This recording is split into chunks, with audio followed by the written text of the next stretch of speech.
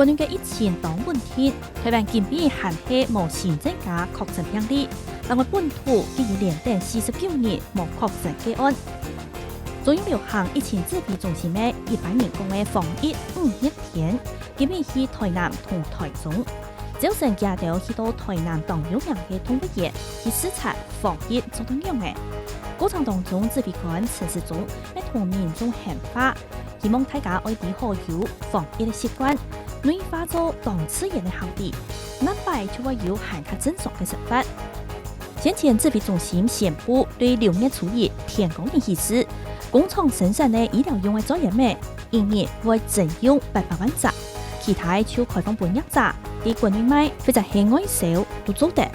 彰化縣衛生局長葉彥伯就講，民眾是有托入到醫療院所，無求照顧機構，就會帶醫療用嘅作業咩，